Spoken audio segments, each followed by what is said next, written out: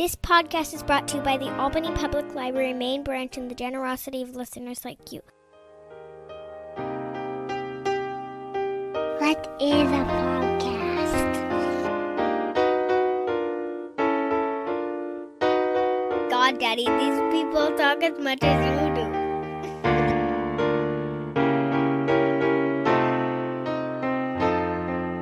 Razib Khan's Unsupervised Learning. Thanks for listening to the ungated version of the Unsupervised Learning podcast. If you want to read some essays on some of these topics, please check out razib.substack.com. Again, that's razib.substack.com. Thank you. Hey, everybody. This is Razib Khan with the Unsupervised Learning podcast, and I'm here today with Chris of Matter Bio, Chris Bradley, actually.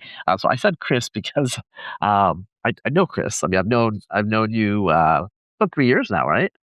Yeah. And it's just so we're in like kind of like the genomics, biotech, health space. We have been in the past, with my previous startup.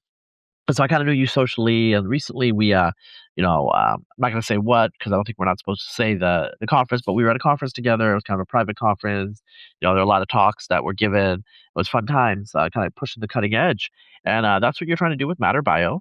And just like by way of introduction, I guess you have kind of a background that's kind of appropriate for that.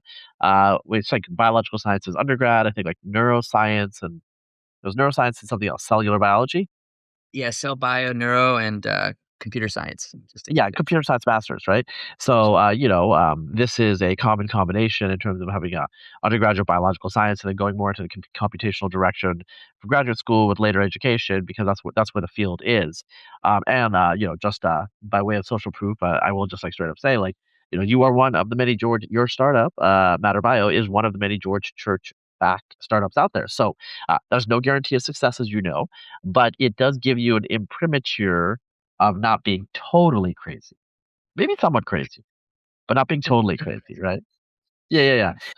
So I guess I want to start a little bit with the science, in terms of longevity. We are a long-lived species, human beings. Life expectancy in the United States is now like mid to late 70s. If you're an Asian American woman, I believe your life expectancy is it's 90 now. So we have some variation across demographics, but it shows that people can live for a long time, and both of us are people in middle age or nearing middle age, maybe in your case. We still have many decades, knock on wood, to go, and so we've come pretty far. We're going to be talking about longevity, and this is kind of science fictional and crazy to a lot of people, but if you had told a Victorian Englishman what our infant mortality was, and like how robust a 50-year-old man or woman can be, or have a look at our teeth, all of these things. Or for example, this is like one of those fun facts that I think is super important and is underreported. We have functionally cured 80% of cystic fibrosis in the last 5 years, just through medical treatments. There are gene therapy trials that are in the works right now, but it turns out that there is a medical treatment that can cure 80%. Now, 80% is not 100%, so there's still 20% to work on. That's not trivial, but this means that most children born with cystic fibrosis today are kind of like children born with type 1 diabetes. Through medication and other things, you basically have almost a normal life expectancy now. And even if your functioning isn't, probably not going to become a marathon runner, but breathing is not as much of an issue, right? And I think this relates to actually Matter Bio, which we'll get into later. But we are really pushing longevity and health through ironically, the death of 1,000 cuts, right? So it's not crazy if we take the historical perspective, and it's sometimes hard to take the historical perspective. But talk about the basic science here of cells go through death. The body goes through death. Aging happens on a cellular level. It obviously happens on the morphological level, like we see it on our faces and stuff like that. Why don't you give us a one-on-one for the listener?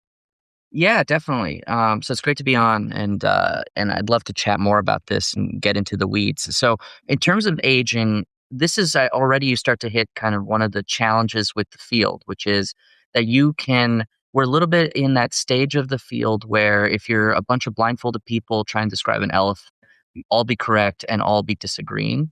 And so there is not one unified, extremely well understood, causally acknowledged driver of aging.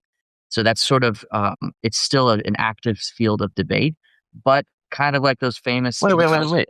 You're saying that there's no grim reaper that's just kind of shadowing him. No, go on. No, aging exists. It just describing it is difficult, but you know it when you see it, right? That's the classic joke with the I think it was pornography, right? It's like, how do you describe it? Well, you know it when you see it. The same idea. We're clearly, we get old, we feel old. Things happen when you get old that are pretty predictable, from morphological differences to all the way to health risks, and eventually, obviously, like you said, the risk of death goes up as we age, just statistically. So like it's definitely a thing. But what I would argue is what we're starting to discover is that there's some key drivers of aging that in concert really give you the rest of what are called the hallmarks of aging. So, this is the hallmarks of aging is the scientific equivalent of symptom-based descriptions. So it's a bunch of things that happen that you can describe to a cell primarily to say it's getting old. It stops to sense nutrient. Mitochondria start failing. Proteins start failing. Genetics start to get a little wonky. And these are called the hallmarks of aging. And what we would argue, and what I think a lot of converging evidence is showing, is that there is a driver to those hallmarks of aging. And we believe the most upstream driver is damage to your genome. So you already mentioned it, sort of zooming in. Your body is not actually as old as you are. Almost all of your cells are constantly renewing themselves. So where is time being held in your body? Primarily, it's at the cellular level. And cells are not that old all the time. Every cell, every tissue has different cell turnover. So it's, some neurons might be as old as you are, some heart cells, but by and large, your body's renewing. And so how is it possible that you're constantly renewing and yet you age?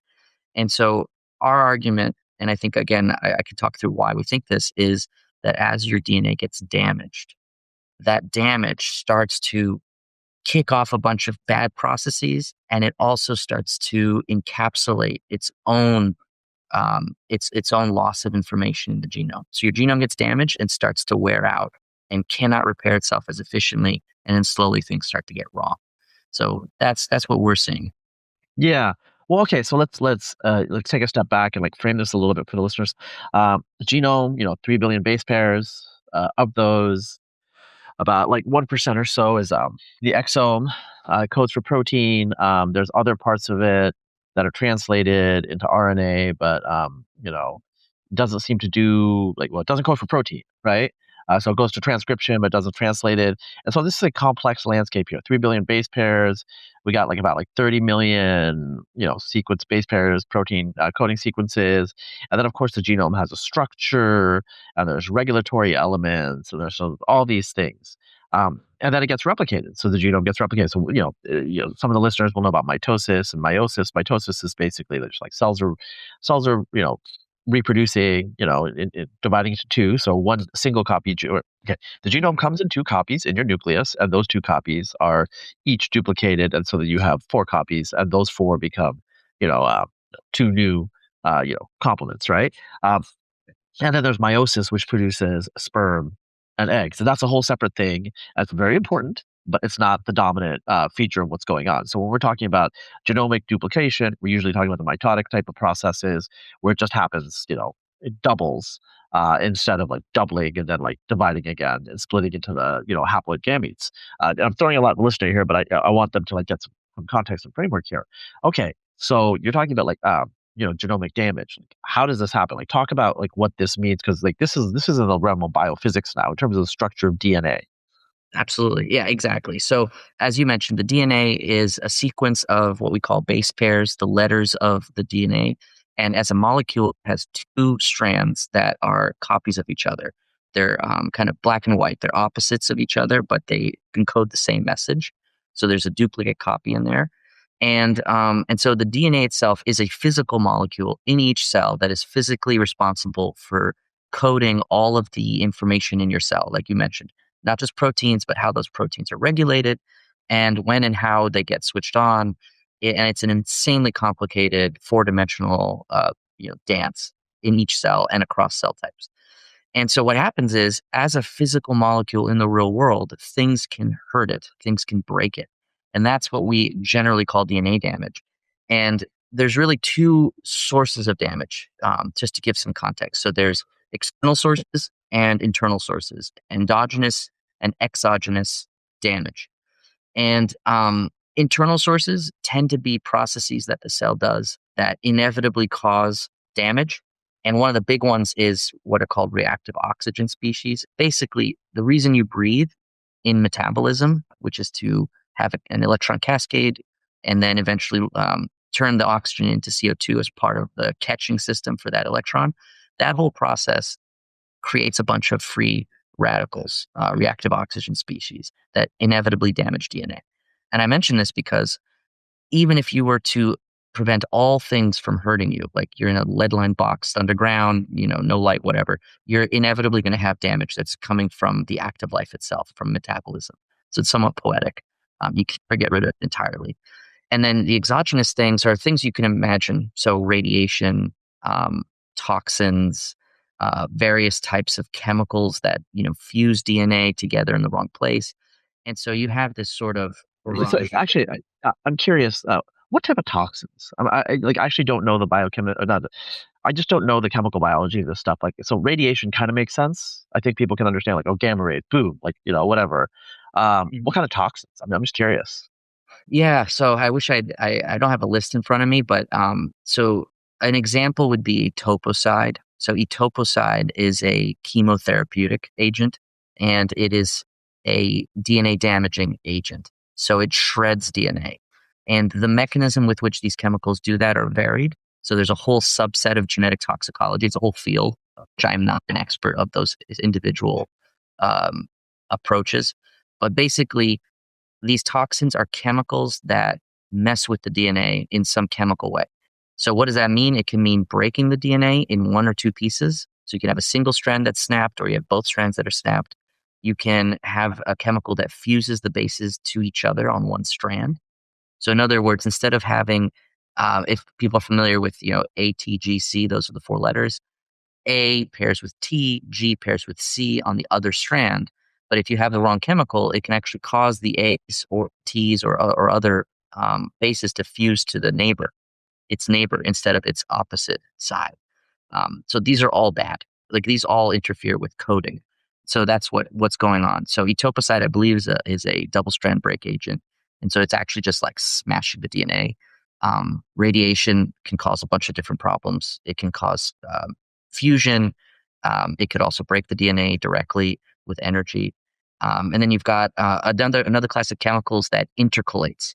So basically, they just kind of get stuck in the DNA itself as a chemical, and it stops transcription from happening.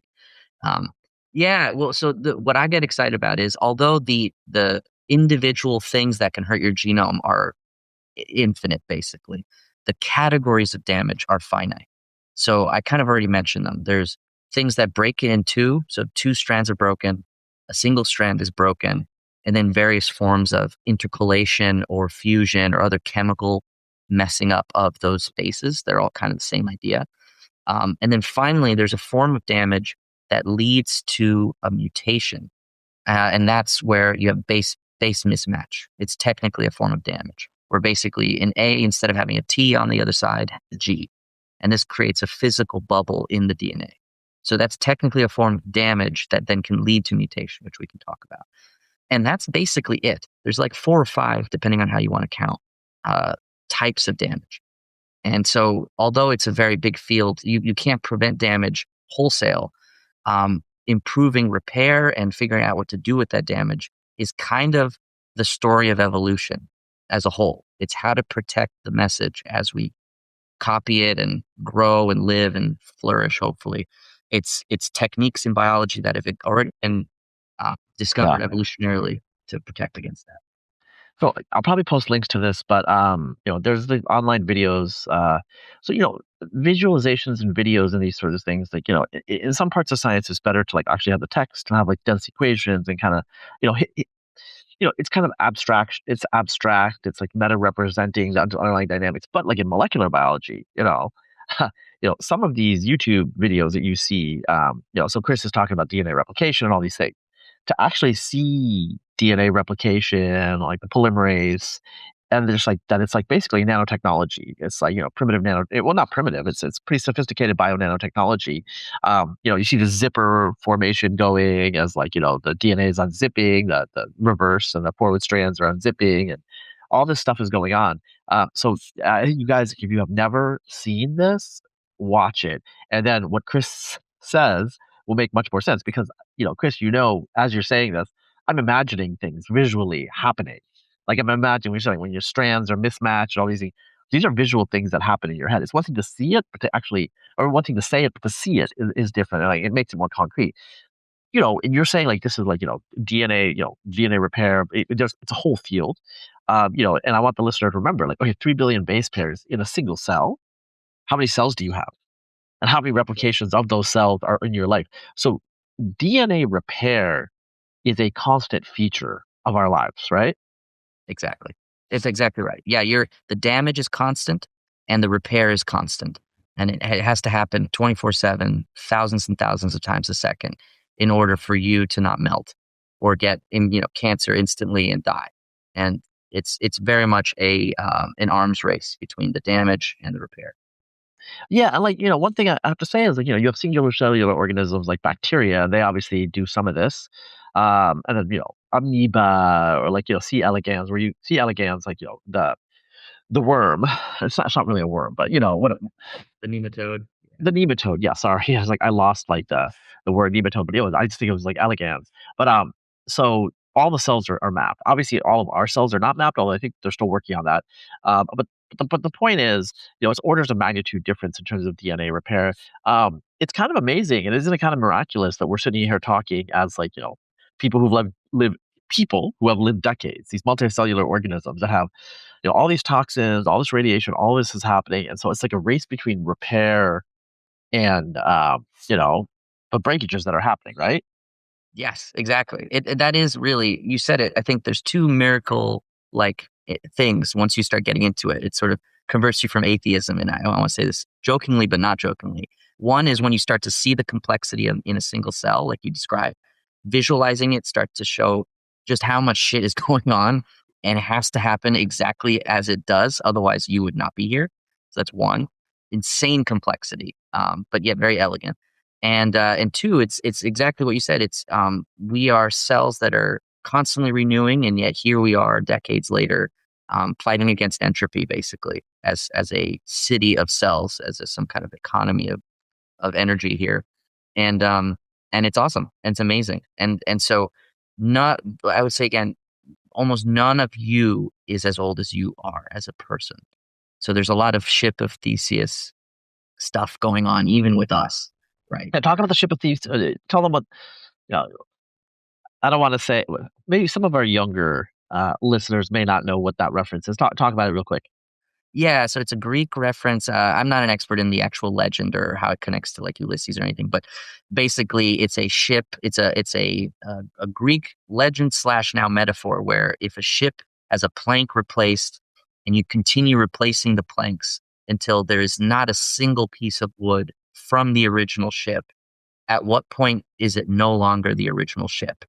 And there's no right answer. It's a philosophical question. Is it the same ship because you have the exact same design, or is it because the physical material is actually not the same anymore, that it's no longer the same ship? And that's basically the big question with us is our planks, our cells are constantly getting renewed piece by piece. And there's not a single plank that's really your true age, again, except with maybe some neurons and some cells that don't have a place. And so, yeah, are you the same person? I mean, of course, we would argue yes, right? That's the whole point. But it's not that obvious as a philosophical question, and it can get pretty interesting. And so, yeah, I have an opinion. Well, I will say when you say the neurons are like the exceptions, right? Mhm. It's almost like we're having a slow motion brain transplant.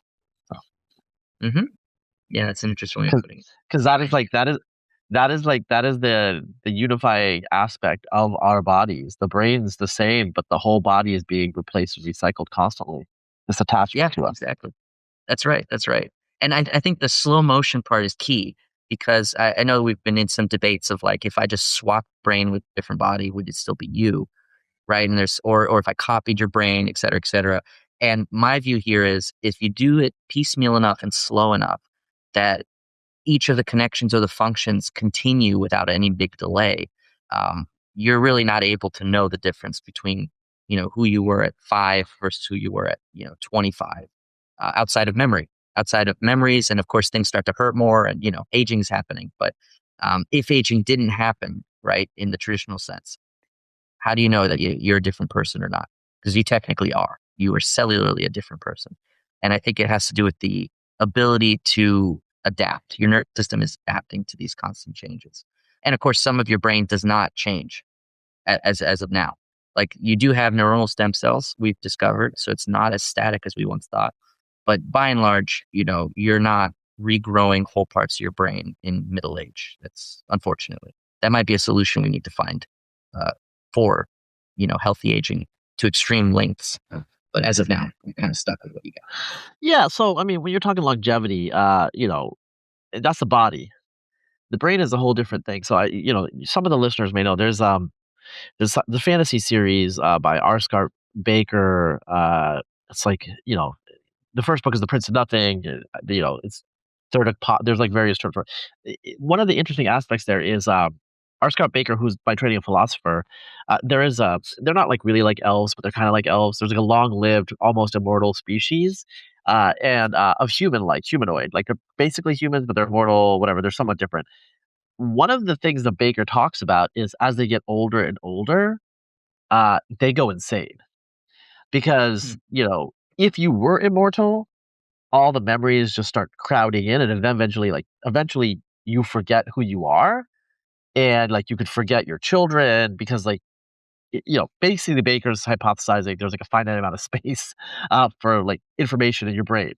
And so what happens over time is just like information gets replaced and there's like turnover. And so this is not the same individual. And then eventually they lose all connection to reality. And so anyway, when you're talking about longevity, I take it mostly to be like, look, there are healthy 90-year-olds out there. If I could be a healthy 90-year-old, I would be happy. I know that there are, we have friends who want to cure death. Okay. Mm-hmm. That is I want to say mother. It's like something that is like the stretch goal of all stretch goals. And I don't like discount it out of hand. There are like we went to the moon, for like almost all of human history, we could not fly. We could not see from above. And then within a century, actually like Less. within less than 60 years, we went from flying to the moon. Okay. So just, I want to put that in perspective in terms of like, yes, like I'm looking at, living into like, centuries maybe as like I think it's a reasonable goal, but like, I don't think that we should just say, oh, it's crazy to abolish death. Now, accidents will happen, et cetera, et cetera. My only point is, I want us to have a pretty grounded near science fiction conversation, but I want to be like open and acknowledge that I'm not like dismissing the far science fiction scenarios. It's just that like, that's not what I see right now within my lifetime. But Right. who knows? Right. Yeah. We don't know. And I'm the same way. I think there's a lot of interesting and exciting questions about if you can unlock, life longevity that is the millennia or tens of millennia or some essentially immortal, right? Where there's no upper limit. Huge, interesting idea. But I think we could get really far with just doubling existing lifespan. And I think philosophically for me, that's easier because we've already done that once. Right. And this is sort of exactly how we're framing what we're doing as a company, which is we used to just die of a fever. You got a fever and then you died. And it was probably around 30, right? Statistically, if you made it to 40, you'd be like old. And that was just the way it was. It's like, we don't know why. It's like you went too close to the bad air, right? The malaria, and then now you're dead. The gods were upset, whatever. And then we figured out that, hey, probably drinking from the well that has all the cholera and shit in it is probably not a good idea. You should wash your hands before operating people or giving birth. And now all of a sudden people, and then obviously antibiotics, and now dying of an infection by and large is not as common. And we doubled lifespan with that one intervention, right? Basically hygiene, germ theory, and antibiotics. And so now no one's going around saying like, wait, why are you living to 79? Like you should be dying at 40. Like that's not a thing. We don't say that. Normal people don't say that. We're not trying to bring back death at 40 as like some kind of social good. The whole, because it was widespread enough, the whole paradigm just updated to now 80 is normal. The end. Like it's not complicated. We are still the same people. We still murder each other all the time. Like all the bad shit happened. It didn't Yeah, but change. if someone dies before 80, it's sad. Whereas in the past, if someone died before 80, well, yeah. Yeah. Yeah. I mean, if someone lived past 80, if they lived past 80, and there were people that did, it was like incredibly crazy. Now, one thing is like, I actually like posted this on social media. You know, I'll explain the real story. I'm reading a book about the Gospels and how they should be taken as historically accurate or not. Like more of a kind of like a revision of the revisionist. Okay, that's fair. Uh, but then this historian, he's a military historian of the Roman Empire. So he's got legit chops. He points out like, well, the Gospel of John, which was like written around 180, so 770 years, about 70 years after Jesus' death, was supposedly written by the Apostle John. And he's like, well, people could live to 100. Okay, yeah, that's true. So he could be in his 90s. But like then this historian points out like, oh, and like in Roman North Africa, we looked at the records. So, Roman life expectancy had a high infant mortality, but if you made it to adulthood, you could live to a pretty old age. And he was like, 30% of people were 70 or above, and also 1% of people were centenarians. Okay, this is fake. Okay. The issue is in the ancient world, people were very bad about like numeracy. And like what you see is heaping. There's like huge overrepresentation of people that are like 50, 60, 70. They're rounded. And they often round it up. Right. And so like you hear these legends of like people living until 120 years old all the time. And then those people kind of disappear when we have modern record keeping. Okay. And so, it kind of makes me wonder about this historian that he's like, doesn't think about this. He wants us to be like, oh, like this is all plausible. And I'm like, okay, but you're not thinking about it. My only point here is, yes, infant mortality was high, but it was more of a uniform distribution of mortality. So, for example, Calvin Coolidge's son, I think, famously died of an infection after playing tennis when he's a teenager. Just stuff happened all the time. And now stuff rarely doesn't happen, or like stuff doesn't happen. Like rarely stuff happens, but like it's traumatic, it's shocking. And what I would love would be, if someone dies of cancer before 70, that's a shock. If someone has a heart attack before 70, that's a shock, right? I mean, these are the sort of things we're thinking about, right? Exactly. Yeah, exactly. And if you could live healthy with youthful vigor into your 80s because your life expectancy is 120 guaranteed, so to speak, or 160, there's no biological reason that's not possible. It's just that we haven't unlocked the tools to upgrade the blueprint we've got to allow that. That's my argument. Because you'll hear arguments like it's impossible to get someone to live past 120 biologically. And I agree. If you do the only things you're doing is eat well and sleeping, right? And not smoking or whatever, like the basics. That's true. But if you start to tweak your DNA repair capabilities, the avoidance of DNA damage capabilities, that number starts to be way more flexible. And the thing is, we've seen that in the real world. You see that with animals that live longer than we do, who are vertebrates, who are warm-blooded, who are larger than us, so have more cells to protect.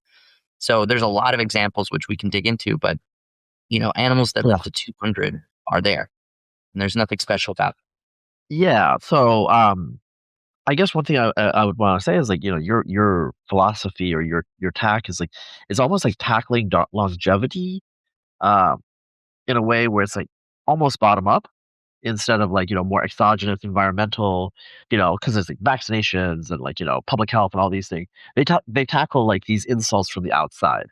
And what you're doing, what you're thinking about in terms of cellular repair is like figuring out how can we kind of like, kind of supercharge the body's own systems of hastening, not of like delaying the onset of age, of basically just like the slow impact of entropy disorder, just slowly creeping in, right?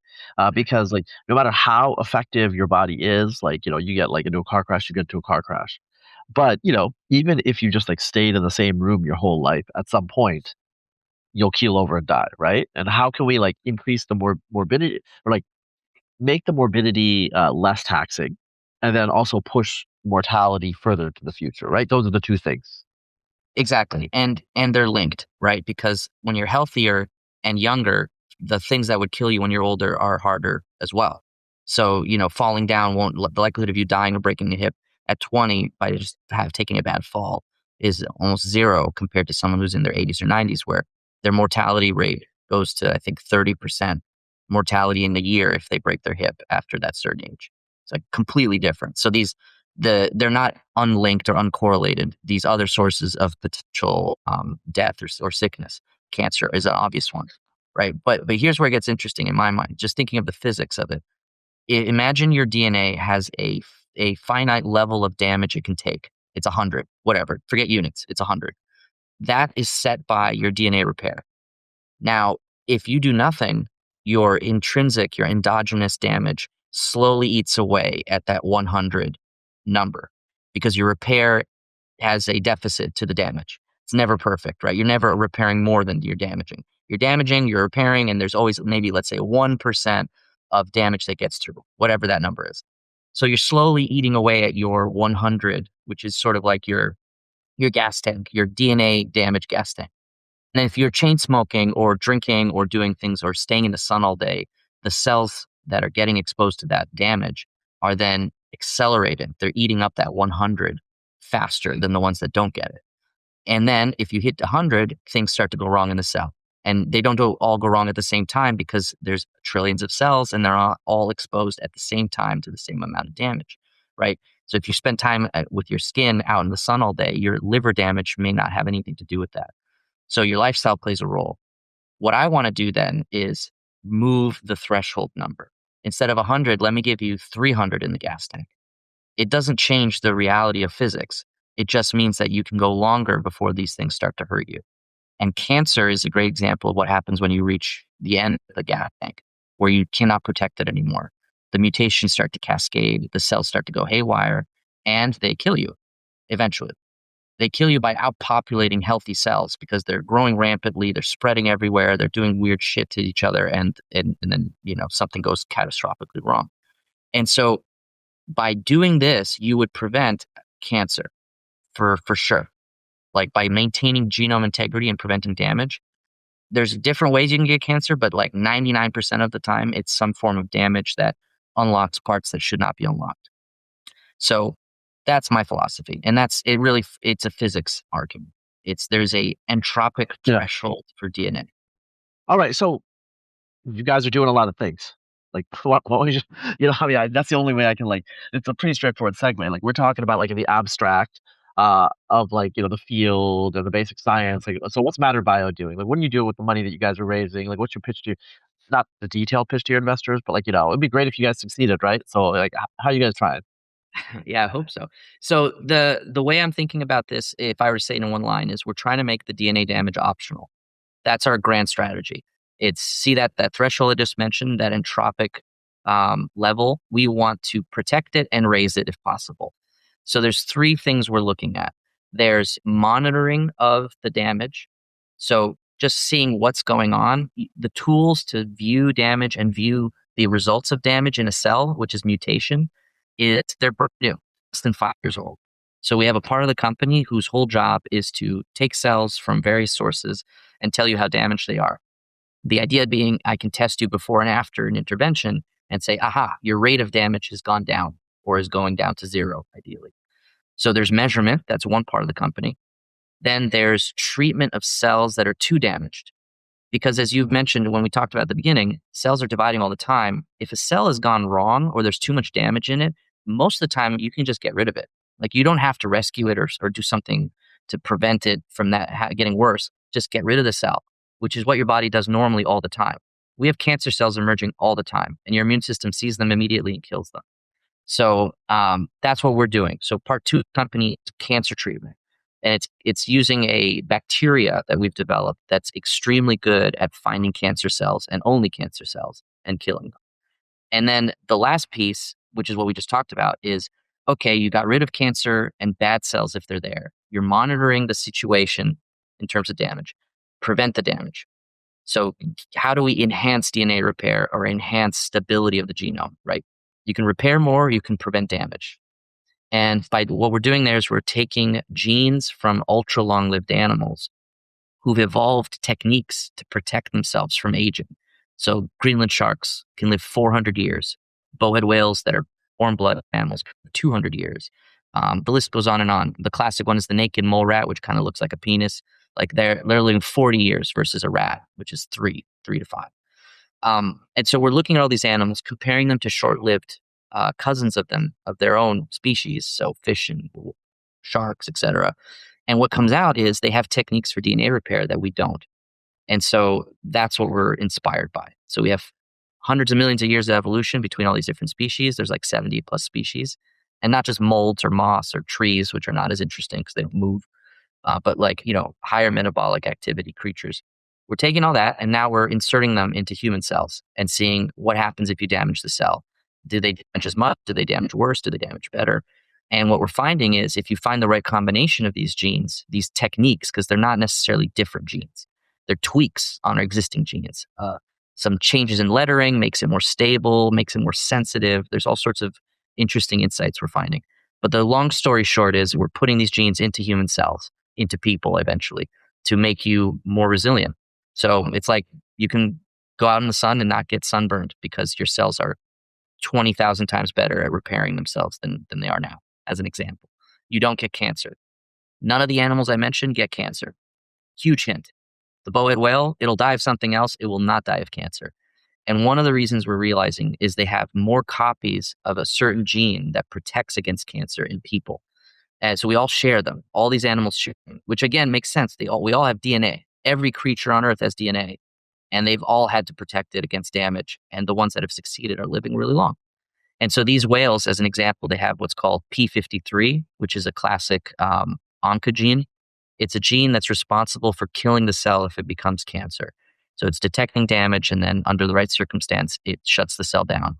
It's called apoptosis. And if you see apoptosis, it's very convenient. It's not convenient, it's not the word. It's very efficient. You'll see the cell kind of like become a shrink to a tiny ball, and then eventually gets cleared. As opposed to like necrosis where the cell explodes and all this horrible stuff is flying everywhere and inflammation happens. Apoptosis is like controlled demolition of a building covered in a sheet. It just disappears. So we have one copy of that gene. The whales have dozens. And why that's important is if you have a cell and some damage happens and it happens to hit the P53 gene, congratulations, you're on your way to getting a cancer cell. In a whale, you'd have to knock out 10, 20 of these genes simultaneously in that one cell in order to even be able for it to become cancer. And so the likelihood of that happening in 200 years is actually close to zero. And so you do not see cancer formation. So it's just a great, very concrete example of like strategies that they've developed. And that's what we want to bring. So we're doing 3 things: monitoring, preventing, and treating diseases in people. Yeah, I mean, so okay, like not super interesting, but I'm gonna ask, like, why are you doing it all simultaneously? Like, why don't you like get really good at monitoring first, and then work on prevention, and then the treatment? Yeah, I mean, some of it comes down to the timelines for biotech, which are always very long and complicated. So we started out, the story of the company, and this is sort of kind of inside baseball, is we started out discovering this asset, this bacteria that can kill cancer, potentially cure it. We'll find out. And that was pretty far along. That had been studied for about 15 years in the lab. And then when I took it, it looked like it was ready for human trials, but it actually took another 5 years to get it that way. And now we're about to enter phase 1 clinical trials, if all goes well, knock on wood, in May.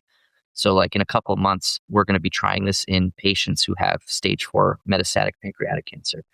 Hey, real quick. Yeah. Pancreatic cancer is horrible. Can you talk about why it's horrible? I mean, Yeah. I've known 2 people who've died of it. I mean, relatively close. I mean, I've known. Anyway, it's a big deal. Talk about it real quick. Just real quick. Yeah, it's like I think it's the 11th most common cancer, and it's I think growing in commonality. It's terrible because for a number of reasons. It tends to get people who are younger. It's almost certainly lethal. It's a terminal illness. And part of the reason it's terminal is by the time you discover it, you have symptoms of pancreatic cancer. 80% of those patients are metastatic. They're stage 4, which is the end stage of cancer. So by the time you have symptoms, it's because cells have gone somewhere else. The cancer's set hold somewhere else, and now you're starting to feel problems. And so stage 4 metastatic cancer, any cancer at that stage, is very difficult to treat. And then pancreatic cancer is just one of the gnarliest. It's the one that gets some of the youngest people, that show up the latest, and that die the fastest. So it's one of the hardest cancers and most common difficult cancers to treat in the world. So we really kind of swung for the fences with that one, and that's why we're picking it. Yeah. So go on in terms of like, okay, so you have a trial. Like, talk about clinical trial in terms of like, this is a big deal. I mean, since we were talking a lot a couple of years ago, like you've congratulations, first of all. I mean, those of you who are in biotech adjacent, whatever, you understand, like, getting into a clinical trial means that, like, you put a lot of things together, you brought together a team, you have goals, you got some money. So that is just a signaler that, Matter Bio matters. Sorry, I had to do that. But yeah, talk about the clinical trial stuff. Yeah, definitely. So it's extremely hard to get to this point, way harder than I expected and way slower than I expected. So a clinical trial, there's 3 stages, right? You want to test if it's safe in people. You want to get some early sense of whether it would work. And then that's phase 2. So phase 1, safety. Phase 2 is early efficacy. And then phase 3 is the classic big trial where you basically test once and for all, does this actually work? Or is this all in our heads? And that can take 20 years from start to finish, as what we're seeing. So it's a huge deal to get into humans because most drugs die before even seeing a phase 1 clinical trial. They just don't get picked up. They don't get funded. They don't make it through various loops, or hoops, I should say. So we're very happy to do that. And what it took to get there is it's not simply enough to just show some mice that are cured of cancer. Ironically, that's kind of table stakes. If you're a mouse with cancer, if they cared, they would have insane numbers of curative treatments, way more than people. So it's easy to cure cancer in mice, but mice are not people, and they have different biology. So you have mice are not people? Wait, what? No, go on. The biology is different, right? But I say that, but we treat them like they're people. In biology, we're treating these animals as they're like the best model we have for disease, and we're using them all the time as a facsimile of a human, and they're not. And that's part of the reason why you have all this stuff that works great. It doesn't. The moment you go to people, it fails horribly. Like the failure rate's like 90+%. And so I think that's that's a problem in biotechnology that I don't know how to solve. You don't want to test it in people, obviously, so you need something. And non-human primates are expensive, and also, ethically, we don't want to do that either. Anyway, long story short, we have that data. We're curing mice of various types of solid cancers, not just pancreatic. Our technique, this bug as a drug, would work in 9 out of 10 cancers, all solid cancers. We have that, but then you got to make it in such a way that it's human compatible. You can't just be, making bathtub medicine, right? That would be the worst extreme example, but laboratory medicine is not sufficient for human use in any sense. And I say that because a lot of the manufacturing in some of these more advanced drugs is insanely complicated. Every possible thing has to be measured. It's costing millions of dollars. And in the end, if you're lucky, you have a liter of material that costs you millions of dollars, which is where we're at. So now you've got this material that's been made by professionals under extreme surveillance and oversight to make sure that it's exactly what you say it is, and it doesn't have anything you don't want in it. So it's pure, it's potent, etc. Then you got to redo all your experiments with that. Because if you go to the FDA and say, look, I have this pure thing, I think it works, that's not enough. So you got to take that material and redo your pivotal efficacy and safety talks in mice or whatever animal again. And then at that point, you've got all the stuff you need for a 1,000-page investigational new drug application, which is where we're at. And then you submit that and you wait 30 days and you hope you don't hear anything. And then if you don't hear anything, the law says that you're now allowed to start injecting people with your medicine or whatever the route is. So it's taken massive amounts of work to that point. Which I'm happy to talk about. Okay. Yeah. So yeah, I mean, I guess like talk a little bit about the logistics because the science is fascinating and it's all well and good, but like to translate science into medicine, I mean, I mean, I don't want to say industrial, but it's a big deal. What Matter Bio is aiming to do, you're not creating. I don't know. You're not creating like an accounting SaaS or something like that. Like you want billions of people to live decades longer, right? And so, like, what do you tell people about your roadmap? I mean, you're raising money. You've come pretty far. It's pretty successful so far. This was one of those George Church backed companies that seems to be going somewhere so far. Like, talk about like, if I talk to you 10 years from now, where will we be in your dreams? Yeah, in my dreams, so we will have cured solid cancer or at least made it something chronic like we have now with HIV AIDS, where you would show up, you'd get an injection, and doesn't matter what stage you are, the bacteria finds it where it is, kills it, and you'll be fine in a few weeks, cancer free. That would be my hope for what we're doing here. And the cost of that would be nothing. So the bacteria grows itself. It could be made at massive scale, which is one of the benefits of having a live therapeutic as opposed to a chemical where you have to synthesize it. And so this would not only be something effective, it would be mass produced, mass scale. So anyone in the world who wants to treat their solid cancer, this would be the standard of care, way better than chemo, cheaper than chemo, and still $1 trillion industry for us. So that would be my goal, is to just make 9 out of 10 cancers completely not a problem for most of the world. And then what we're doing with the other stuff, I'm not super ambitious about the measurement technique. I think that could be a massive industry in and of itself, which we could talk about, but I think that's sort of something we know of. It's like diagnostic. But I think this intervention will make cancer something of the past. Cancer, aging, diseases of aging, that would be the 10-year goal, is we show that, look, the mice don't get old, they don't die of cancer, and now we give it to people, and the tissue that gets it does not get diseased in any measurable time frame. And I think that is not science fiction. We see that in other animals. We know it's possible. It's not against the second law of thermodynamics. So I want to be the company that is able to bring that to the masses and make cancer something that we talk about the same way we talked about smallpox, or things that are you just don't get anymore. Yeah, I mean, this conversation is quite science fictional in some ways, and then like when we bring it back to the historical context, we realize how it's not.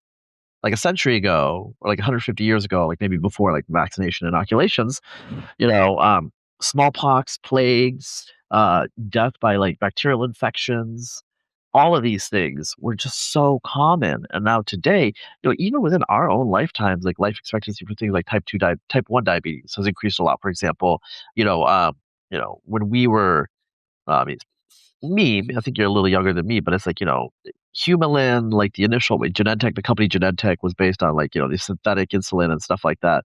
I think before it was from pigs that they got it. And then they eventually created a Humulin. Anyway, all of these technologies we take for granted in our lives. And yet the reality is, they're revolutionary. Like we live in a miraculous age that we take for granted. And so when we talk about what Matter Bio is doing and what the longevity industry, because it's the whole industry, what they're trying to do, it does seem fantastical, but we already live in a fantastical world. And so with that in mind, we should be cautiously optimistic, I think, that this sort of stuff will pan out in some way, right? When I say cautiously optimistic, it's like, we're not going to abolish death, in my opinion, just putting this out there in 10 years, you know?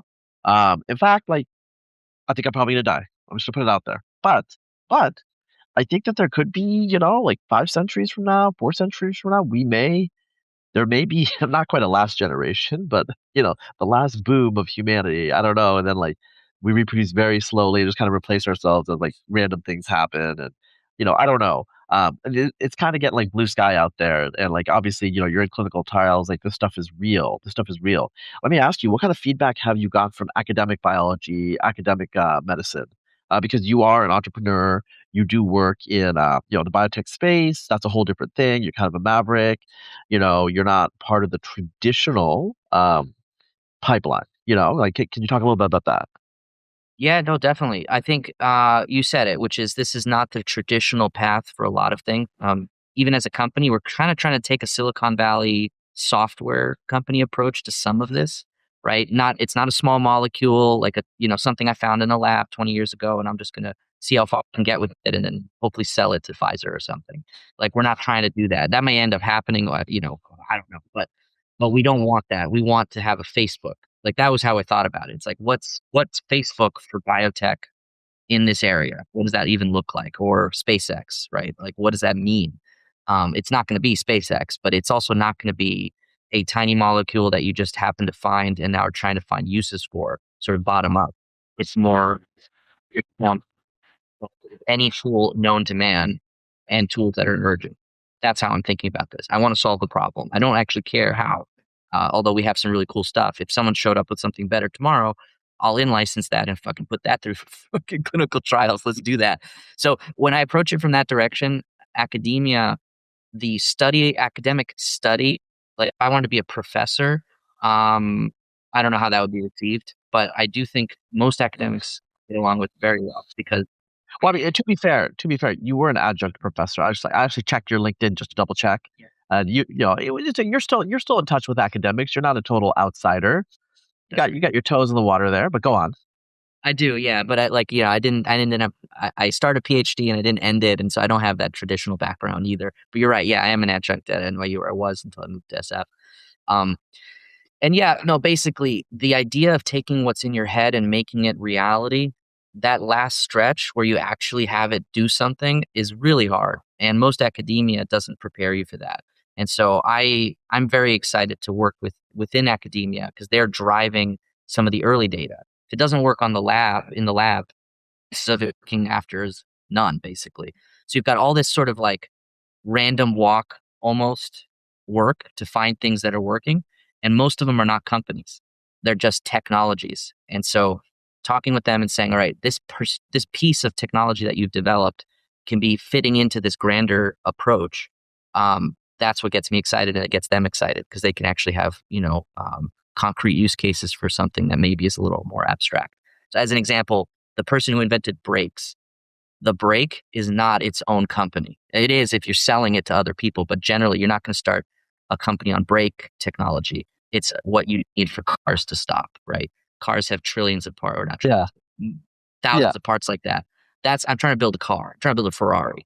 And I'll take the parts where I can that are best or invent them if we don't have, which is what we're doing. Yeah. So we are going through like kind of like a phase of I don't know. I think investment chill in biotech right now. Actually, I know firsthand, and everyone says it. Um, you know, you're an entrepreneur. Entrepreneurs are naturally like optimistic. You're obviously optimistic about what you're trying to do. It's a good cause, as they say. It would be a big deal if you succeeded, and you have some basic principles here that like make it so it's not crazy. How are you feeling about biotechnology? I mean, we were talking a lot. It was like 2022 or 2023, 2024. That's that period. Now it's after 2025. You're in the second half. Uh, I'm actually just curious, like, what is the investment? What is the funding environment? Also, there's issues. I mean, like, what's the headcount at Matter right now? Yeah, so we've raised about 12 million, Uh, which is a small amount for the stuff we're doing. We're pretty yeah, it is. efficient. There's 5 FTEs and a small army of part-time people helping in different areas. Like small army, I mean like 50 to 20, depending on how you count. We're specialists who you don't need full-time, but you definitely need for like writing the CMC section of an IND, for example. So that's partly how we keep costs down, is I'm not hiring every single person I need full-time all the time. But just to your question about environment, I think the biotech area has drastically been underinvested in, given potential. And I think there was a bubble that happened after COVID or during COVID, and then a ton of people came in who didn't realize what the timelines for these technologies are, and I think got a little burnt, or a lot burnt, like completely burned. And so there's not enough investment in my mind, especially in longevity technologies, because people think it's still science fiction, or it sounds kooky, or there's some snake oil. And so, like you said, I like to make what I'm saying very concrete, because I want to make sure that it's not some hand wavy snake oil pitch. It's like there's decades of science that are all coming together to unlock this potential. And we're not going to know if it works until you get to trial. So we need to get to trials faster. We need to do it more efficiently, more cost effectively.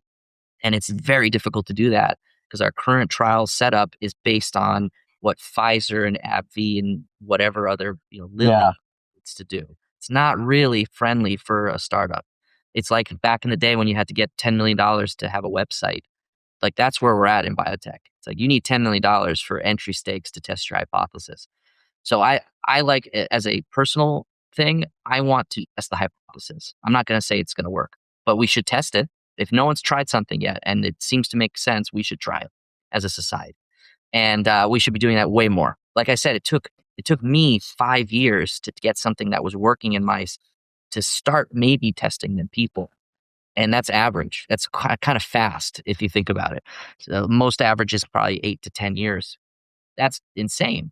That's why when you said in 10 years, are we going to cure death or whatever? That's not going to happen. Not because we don't have to cure it. The cure today is going to take 15 years for us to trust it in the current system. Yeah. So, and that's, by the way, why I'm doing multiple things is not because I'm hedging, but because you got to start the new thing now, because by the time the cancer product is in phase 3, we'll start phase 1 of the new thing. If you wait until you're done with the other product, I'd better hope we have some cures for aging because I'm not going to be around to do 2 or 3 of these. They take Yeah, so I guess what we're talking about, just to kind of like recap or we touched on so many things. There's like the basic science, which in many ways kind of tried and tested, and now you're like, applying it in terms of applied science, biotechnology, whatever the field. But then there's also, I mean, aside from the money issue, the finance, there's this whole regulatory scaffold, this whole regulatory framework in our society, in the United States, which is the biotech capital of the world. To be fair, like we are the last best hope. But it's not going to happen here. It's not going to happen anywhere. And so that's pretty dispiriting, actually. Like we have like, the fix it button would be to change the way we do trials, maybe. Yeah. I think there's definitely areas where they add up that without throwing the baby out with the bathwater, where I know there's some arguments for like getting rid of phase 2, phase 3 trials. And so if it's relatively safe, just let people try what they want. I think that is one option. But there's a reason we have the trials. The statistical reason we have it, I think, is very valid, which is if you really want to know if something works, you're going to have to test it on a certain number of people and have a placebo of some sort, like a comparison arm. That's just logical to me. And you're either going to do that by having people test it on their own and you have a very dirty trial out in the real world and you'll find out way later if something's bad for you or not working, or you can do what we're doing now. But it's slow, it's expensive, and it's kind of like taxes, where it's like, I'm not going to tell you how much you owe, but if you tell me the wrong number, you're going to jail. Like the FDA right now is kind of like that. They're trying to communicate. I don't want to blame them. Like they're pretty communicative, but there's no real easy to understand non-specialist way to say like, what do I need to do? And how much is it going to cost? And how hard is it? It's this constant conversation with consultants, third parties, CROs, CDMOs, blah, blah, blah, a whole industry. And every time you involve those people, they take a chunk, right? They have their own profit margins, they own their own goals. But turn something that should be easy into something that takes years and is super expensive. So there's a lot of that's a whole conversation, like how to improve. Yeah. It sounds like It sounds like there are bottlenecks that are self-imposed. Obviously, longevity as a science is a heavy lift. And yet there's other things that we're putting just like human imposed, like institutional cultural bottlenecks on, right? Yeah, that's what it sounds like. Exactly. That's Yeah. exactly right. Exactly. But you were gonna say one more thing. Yeah, well, to your comment about this is where biotech happens, that's changing. It's changing so fast that since you and I first met a couple of years ago, the landscape's different. And the elephant in the room is China. That's where it's changing. And the reason behind this is still, I would say, it's the right word is not a Cold War, because it's not a real war, but it's almost like a silent competition that if you're not really into the industry, you would hear about. But China is putting a ton of effort into accelerating trials. And now a lot of, like, I think it's 30% or 20%, some large percentage of big pharma's acquisition of tech are now from China. And the reason is they go faster, but like a lot faster. Yeah. So you want to test something, you can have an investigator-led trial, an ILT trial in China up and running in 6 months. They're just faster. And Oh, they're wow. really expert, but like, I mean that Well, literally. yeah, I will say, I'll say something here. Actually, I have talked to a lot of my academic friends, and they can't Chinese postdocs. We can't keep them anymore. They go back to China. And then, there is a huge issue with like scientific fraud in China, to be entirely candid. But there's also a lot of great science coming out. And, people I use this example because it's a hard to fake example, but I have friends in agricultural genomics, applied agricultural genomics. Chinese are doing good work. And you know what? You cannot fake, a crop of wheat you know? We know that the bioscience space and the genomic space, they've invested a lot of time. And it's like, it seems like the yield is there. Now it's good in some ways because, we can hold up the sky with two hands now instead of just one hand. In some ways it's bad because, you know, look, you're American, I'm American. We want America to be number one. We want like the best and brightest to come to this country. We want them to do innovation in this country. We are, a country that has freedom, country that has democracy, and all these things. So, it's better for it to be here, but we are kind of losing our edge, aren't we? Yeah, I agree. I think it should be here. And I think the structure that we've put in place is the right one that needs to be optimized, but it's not wholeheartedly wrong. And the problem is whoever figures these things out first wins. Like whoever cures cancer for their population or can add 50 years of health or has the newest antibiotic, like these are not trivial. We saw it in COVID. If you didn't have something you do fast to the population, it could have had an effect. COVID, there's all sorts of debates about that one, but let's say it was Ebola, super Ebola, and it killed 9 out of 10 people that it got infected, and you had to find a cure. Like that's an example that we've seen already in the recent past where these things can happen. And, our ability to go quickly and efficiently and test the hypotheses, it's not a minor thing, I guess is what I'm saying. And again, this is maybe a second conversation, but these technologies are starting to overlap in areas we didn't traditionally expect. Like no one would feel sad if someone cures cancer and finds a cure for cancer in China. That's great. Like we'll all benefit as a society. But what if you start intervening in germline genetics? What if you start figuring out offensive biotechnology faster, right? There's a lot of scenarios where, just like with any technology, the person or group or state that has the best tech and the fastest way to innovate in that tech has a material advantage. And we're kind of ignoring biotech as a society. And I don't know why. I think it's so powerful potentially, and that power is just starting to emerge. And part of it is the technologies that are assisting it are new, and AI is the big one. Like we're just starting to see how AI can help, but the moment AI can really start to accelerate the process I'm describing, we're going to live in a new world. That will happen in 10 years or less. So yeah, I think we should be investing in the US. All right. This is it's been it's kind of a whirlwind conversation. I do have to say, just like, talking about DNA replication and like the nuts and bolts of the basic science, and then like stuff about bowhead whales and your clinical trials. And now we're talking about like China, the US, and global biotech, right? Like you got your hands on a lot of different things. You're a busy man. So you relocated to the Bay. I actually didn't know that. You were in New York for the longest time, right? Yeah, I spent 17 years as a New Yorker. I'm Okay. freshly now in San Okay. Francisco. All right. You live in the city proper, or the South Bay? I I don't think- want to dox. Okay, I don't want to dox you, but like whatever. Most people don't care about those sorts of things. Okay, so that's cool. I mean, there's a lot of stuff going on in the Bay, obviously with artificial intelligence, and like for listeners, aside from Boston, South San Francisco, that area is kind of like the biotech hub of the USA. So there's a lot of energy, and I think it's good that you are there. It is America's technological innovation hub. For better or worse, that is what the Bay Area is. I'm sure you're enjoying it, and close to the money people on Sand Hill Road and other places. The whole life, man. And I hope you live a long life, a long and healthy life. I mean, you know what I'm saying? It's just like I do have to say, like with your type of company, it's a different type of motivation because some people get up, they're like, I want to be fuck you rich and like retire and stuff like that, and you're like, I want to make people live healthy to 100 years. That's just a whole different thing. I mean, yes, you will get rich and stuff like that, but like I'm just saying that if you succeed at what you want to do, that is going to be like such an incredible impact, I do have to say, right? I mean, like, you think about that sometimes in terms of, like, there are people out there, like, in biotech in general, like, a lot of it's, like, health oriented, right? But you're talking, like, straight technology, like, there are people out there, like, "Oh, like, we have, like, a really good platform for gambling."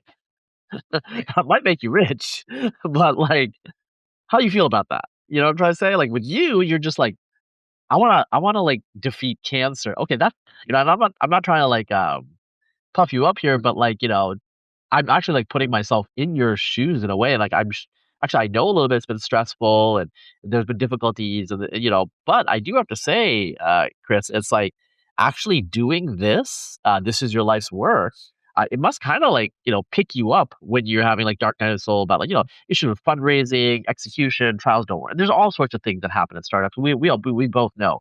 But, like, what you're doing, is it's really cool, and it's gonna impact a lot of people, gonna impact you potentially, right? Yeah. All right. Well, it was great talking to you, and I guess, next time I'm in the Bay, I'm gonna look you up. And obviously, I think me and everyone listening wishes you really good luck. Thanks.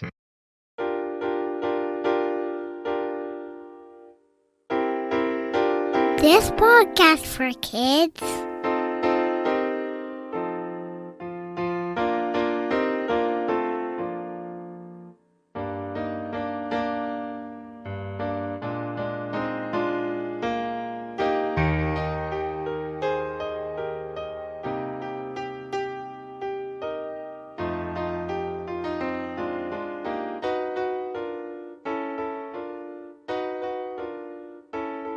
This